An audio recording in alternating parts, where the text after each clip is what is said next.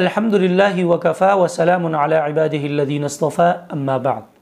मुहतरम सामिईन, अस्सलामु अलैकुम वरहमतुल्लाहि वबरकातुहू। आप सबको आओ तजवीद सीखे में खुशामदीद कहते हैं। गुज़िश्ता सबक में हमने सिफ़ात आरज़ा की चौथी बहस नून साकिना व तनवीन के क़वाइद को बयान किया था। आज के सबक में इंशाअल्लाह हम सिफ़ात आरज़ा की पाँचवीं बहस मीम साकिना व मुशद्दद के क़वाइद को बयान करेंगे।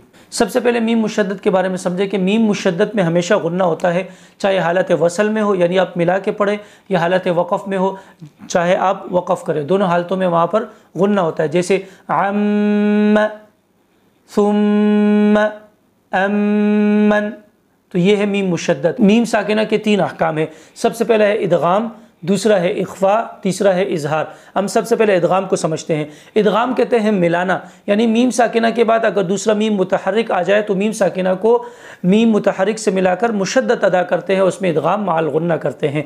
जैसे इन कुंतुम मुमिनीन इलैकुम मुरसलून इन्नी लकुम मिन्हु नज़ीरुम मुबीन।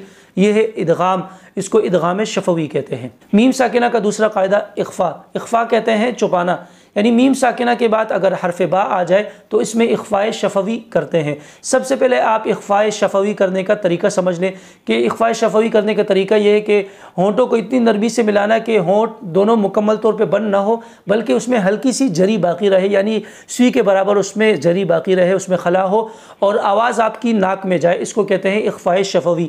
मिसाल से आप इसको समझेंगे, तरमीहिम बिहिजारतिन, तरमीहिम।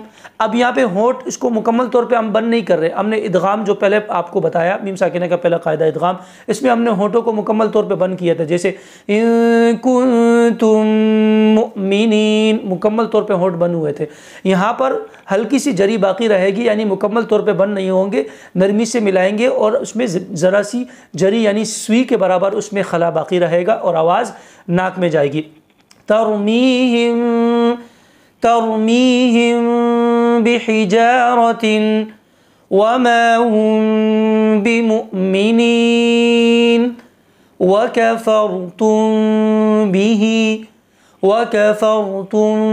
बिही मा लहुम बिही, तो इसको इख्फाए शफवी कहते हैं। मीम साकिना का तीसरा कायदा इजहार। इजहार कहते हैं ज़ाहिर करके पढ़ना, यानी मीम साकिना के बाद अगर मीम और बा के अलावा कोई हर्फ आ जाए, मीम और बा को निकाल दे, उसके अलावा मीम के बाद कोई हर्फ आ जाए तो इसमें इजहार होता है। मिसाल से आप बात समझेंगे, जैसे तुम सूना, मीम साकिना के बाद सीन आया है, इसमें इजहार होगा, ये मीम और बा के अलावा हर्फ है। दम दम, मीम साकिना के बाद दाल आया है, ये मीम और बा के अलावा हर्फ है। अमहिल, मीम साकिना के बाद हा आया, मीम और बा के अलावा हर्फ है, तो इसमें इजहार होता है, इजहार शफवी इसको कहते हैं। आज के सबक में हमने मीम साकिना के तीन अहकाम को बयान किया। सबसे पहला इदगाम शफवी, दूसरा है इख्फाए शफवी, तीसरा है इजहार शफवी। तो उम्मीद है आपने उसको अच्छी तरह से समझ लिया होगा और अपने साथ लिख लिया होगा। आज के लिए इतना ही, इंशाअल्लाह अगले सबक में हम दोबारा हाजिर होंगे। तब तक के लिए हमें इजाज़त दीजिए। फ़जज़ाकुमुल्लाहु खैर, वस्सलामु अलैकुम वरहमतुल्लाहि वबरकातुहू।